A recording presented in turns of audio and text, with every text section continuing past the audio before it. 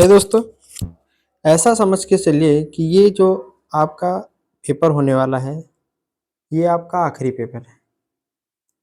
क्योंकि आपको पता ही है किस तरह की स्थिति बन रही है। लगातार कई-कई साल हो जा रहे हैं वैकेंसीज़ आने के नाम नहीं ले रही है। तो पूरी जी जान लगा दीजिए क्योंकि पेपर नज़दीक है और साथ ही साथ समय का पाबंद देखिए, समय टाइमिंग देखिए क्योंकि पेपर में ऐसा होता है कई कई बार आप क्वेश्चन देखते हैं और आपको क्वेश्चन आते हुए गलत भी हो जाते हैं, ठीक है? घर में आने के बाद पता चलता है, वहाँ कुछ दूसरी स्थिति है, घर में जब आप क्वेश्चन मिलाते हैं तो कुछ दूसरी स्थिति बन जाती है। तो आपसे अनुरोध करूँगा कि प्रैक्टिस सेट बहुत ज़्यादा है क्योंकि लिमिटेड टाइम में आप लोग कितना कर पा रहे हैं।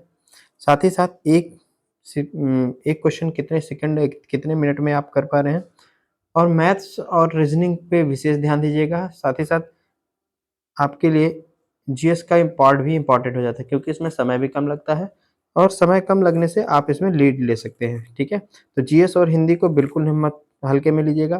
तो चलिए शुरू करते हैं। उससे पहले चैनल में जो लोग नए हैं, प्लीज़ वीडियो को लाइक कर लीजिएगा और हो सके तो चैनल को सब्सक्राइब भी कर दीजिएगा क्योंकि आप करोगे तो नहीं फिर भी मेरा आग्रह है, मैं कर देता हूँ। चलिए आगे शुरू करते हैं। Practice number 1 10। तो पहला क्वेश्चन है, उत्तर प्रदेश की पूर्वी सीमा निम्नलिखित में से किससे मिलती है? नेपाल, मध्य प्रदेश, बिहार और पश्चिम बंगाल। तो सही ऑप्शन हो जाएगा Bihar. Option number C is the correct answer. चलिए बढ़ते हैं नेक्स्ट क्वेश्चन की ओर। उत्तर प्रदेश में वृद्धावस्था पेंशन का आरंभ किस वर्ष हुआ? चलिए बता दीजिए फटाफट, बहुत लोग तैयारी कर रहे हैं ना, तो चलिए बताइए। साथ ही साथ जो लोग तैयारी कर रहे हैं उनके पास भी शेयर करिए, देखिए क्वेश्चन का लेवल कैसा है। दिसंबर 1957, नवंबर 1962, जनवरी 59 या फिर फरवरी 60, किसमें वृद्धावस्था पेंशन का आरंभ हुआ था? करंट का क्वेश्चन तो नहीं है लेकिन ये करंट की ही कैटेगरी में माना जा सकता है। तो फटाफट आप लोग इसको कमेंट सेक्शन में बताइएगा कि कितने में माना जाता है। चलिए शुरू करते हैं अगले सवाल से। ठीक है, इसको मैं आपके लिए होमवर्क छोड़ रहा हूँ। ठीक, भारतीय दलहन शोध संस्थान जहाँ स्थित है वह जगह कहाँ है? इलाहाबाद या फिर लखनऊ, फैजाबाद या फिर कानपुर।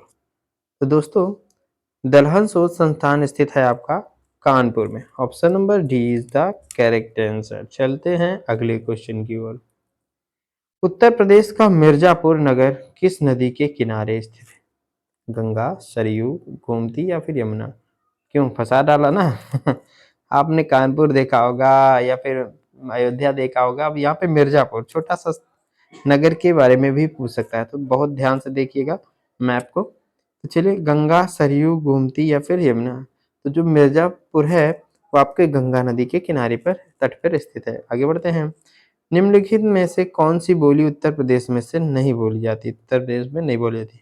अवधी, डोंगरी, ब्रज और भोजपुरी। अरे भैया, इस सवाल का जवाब तो कोई भी दे सकता है। एक ऐसा आदमी जो थोड़ा बहुत भी पढ़ा है वो दे देगा। तो कौन सी भाषा हो जाएगी? डोंगरी। ऑप्शन नंबर कौन सा सही हो जाएगा? बी। चलिए बढ़ते हैं नेक्स्ट क्वेश्चन की ओर। भारत की पूर्व से पश्चिम तक लंबाई कितनी है? 3033 किलोमीटर, 3133 किलोमीटर, 3214 किलोमीटर या फिर 2933। तो बात कर रहा है पूर्व से पश्चिम की ओर, तो सही जवाब हो जाएगा 2933 किलोमीटर। आगे बढ़ते हैं नेक्स्ट क्वेश्चन की ओर। भारत में निम्नलिखित में से किस राज्य की तट सीमा सबसे लंबी है? पश्चिम बंगाल, महाराष्ट्र, केरल और गुजरात। तो बात की जाए सबसे ज्यादा तट रेखा की लंबाई की बात, तो सबसे ज्यादा तट रेखा लंबी है किसकी? गुजरात की। Option number D is the correct answer.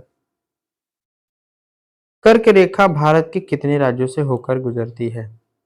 5, 8, 11 और 15। चलिए कितने राज्यों से होकर गुजरेगी? 5, 8, 11, 15। तो कर्क रेखा जो है वो भारत के 11 राज्यों से होकर गुजरती है। Option number B is the correct answer, यानी सॉरी 8, भारत के 8 राज्यों से होकर गुजरती है। तो D B is the correct answer.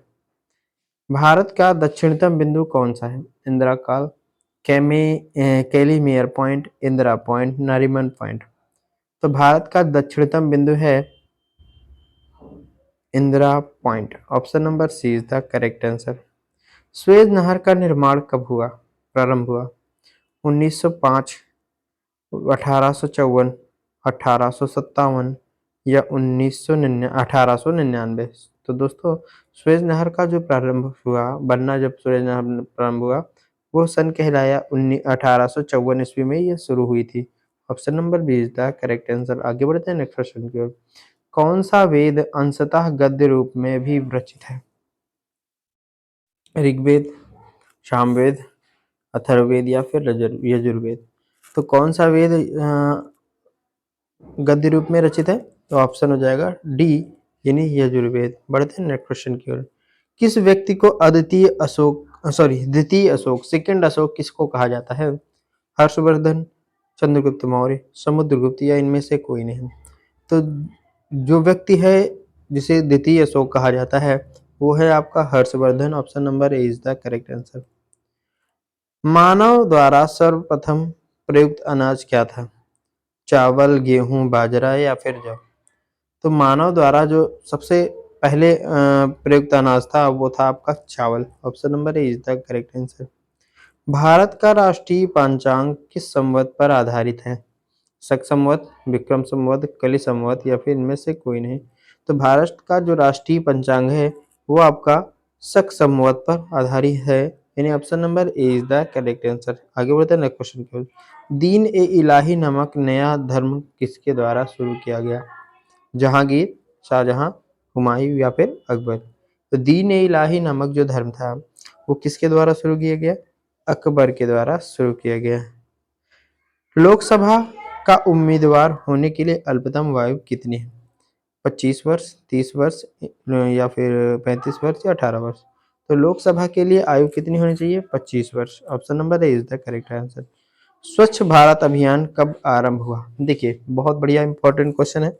स्वच्छ भारत अभियान का स्टार्टिंग कब हुई थी? 1 अप्रैल 2015, 9 दिसंबर 2019, 2 अक्टूबर 2014 या फिर 26 जनवरी 1915। तो स्वच्छ भारत अभियान की शुरुआत हुई थी 2 अक्टूबर 2014 में। ठीक है, option number C is the correct answer. Bharat का old man, grand old man किसे कहा जाता है?